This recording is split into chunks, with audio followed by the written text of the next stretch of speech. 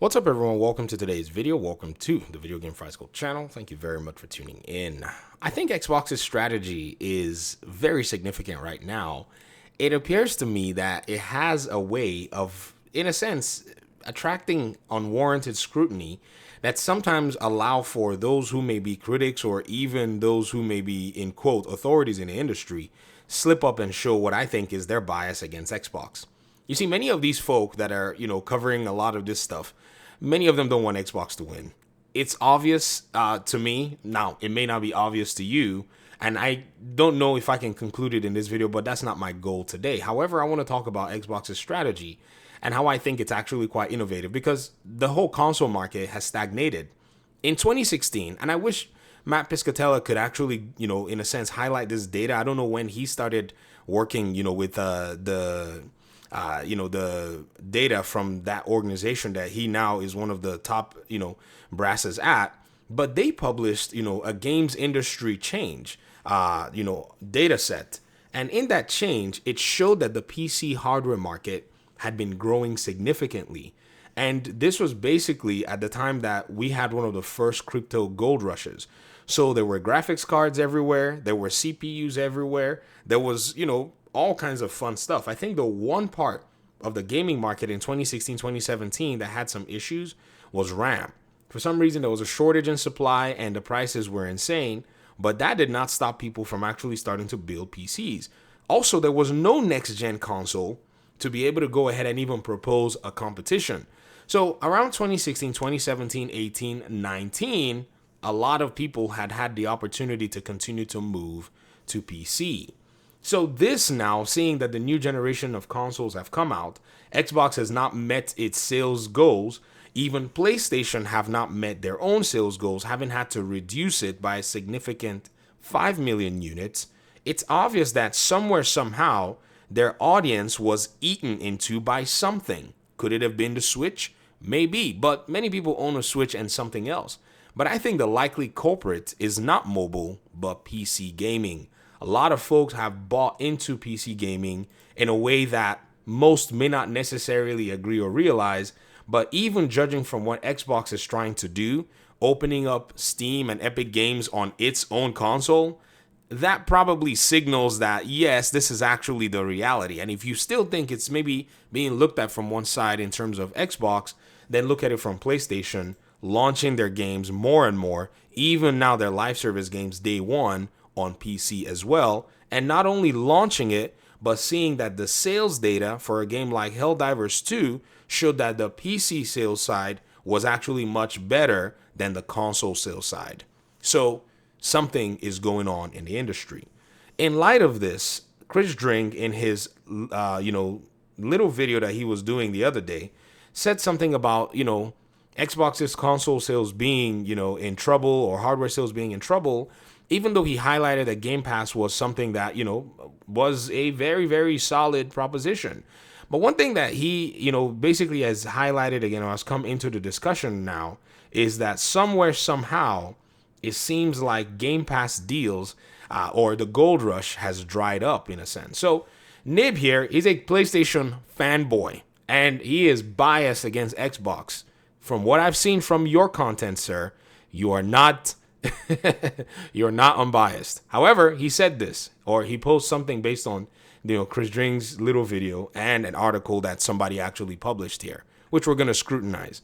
Indie developers, Megacrits, Slay the Spire, that's their game, and Red Hook Studios, Darkest Dungeon, say Microsoft Xbox's Game Pass deals have come way down in scope, and that the scale of Epic deals have also significantly diminished. Interesting, the gold rush is over. They mentioned speaking to 5 small teams at GDC who spoke of cuts, deals that were cut, or funding that was canceled, and those that had been negotiated for a year. Could this be part of the games industry's Chris Dring was speaking about when he mentioned he heard from folk at GDC that Microsoft was putting a little bit less focus on Game Pass? Okay, we're going to listen to what Chris Dring says. There are industry layoffs and tightening of financial belts all over the industry at the moment, and Game Pass failing to hit growth targets 3 years in a row, plus Epic Games Store similarly struggling. It's not entirely surprising. Notable screw tightening might be taking place with these services. Notice that Nib did not also say that PlayStation dropped its console sales by 5 million here because he was able to talk about Game Pass, Epic, but nothing about PlayStation. He is a PlayStation fanboy, in my opinion. However, Chris Dring, who is a writer at GamesIndustry.biz, said this. The Game Pass, Microsoft's putting a little bit less focus on Game Pass. So who knows? I think they'll tell you it's a bit of everything.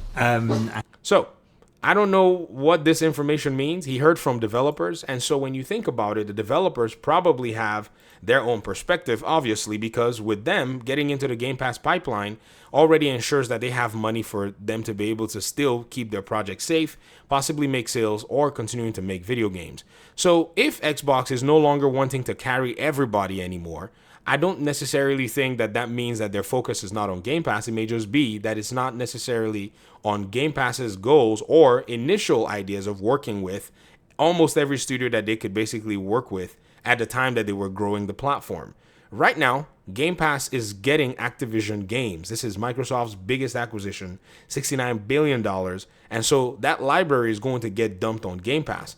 Naturally, there's no point in Xbox going to spend money with third-party developers to bring their games to Game Pass anymore, seeing that they have a library of a bunch of games, and those games are now due to show up on Game Pass and serve the community of gamers that they actually bought it for.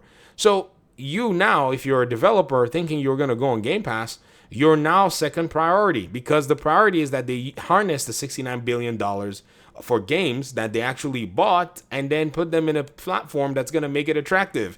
I cannot believe that these PlayStation fanboys masking as people who are reporting stuff, who must have been saying at the time, they spent $69 billion on Activision. Where are they going to realize their money and their profits from? Are still the same people that are reporting this thing as if it's some bad news.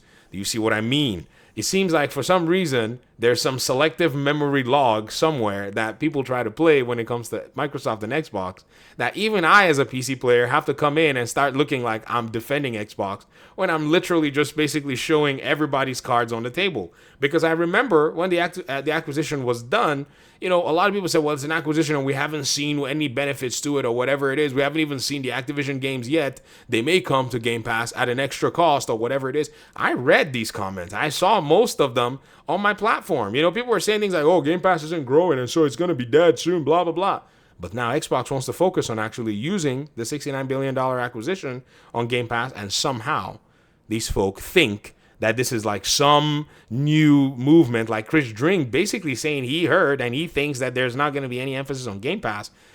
Chris Dring, I was going to give you the benefit of the doubt to say maybe this is your understanding, but I think perhaps you may misunderstand what Microsoft is doing at this point.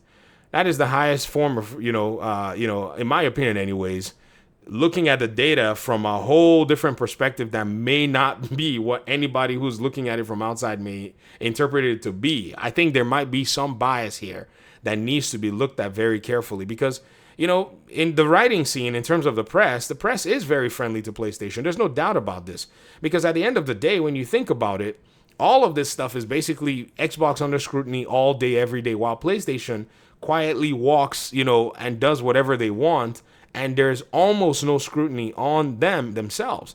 When in reality, both parties are making basically similar moves, or at least making moves that remove this whole talk about exclusivity or basically owning or being able to, pin down the market in one way or the other, like PlayStation moving almost everything to PC. Ghost of Tsushima is coming pretty soon, and everything else is going to be following at the end of the day. When you think about that and think about the fact that they also laid off people from Insomniac, they also laid off over 900 staff, they basically closed down studios themselves, as well as Xbox basically doing the exact same thing, to me it just does not seem like anybody is being fair in terms of their analyses of all of what's going on. So I thought I'd put my 2 cents in here. I'd love to hear your thoughts in the comment section.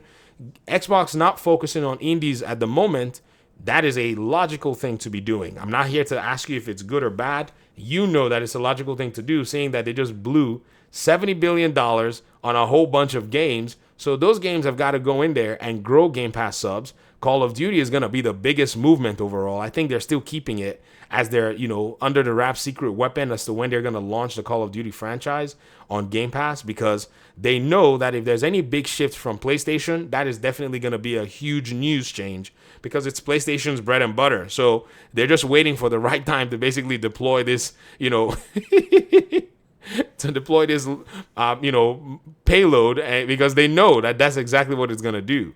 But anyways, I'll get out of your hair. Thank you so much for watching the video. Appreciate you guys' time and audience, and hopefully we'll talk pretty soon in another one. Peace out.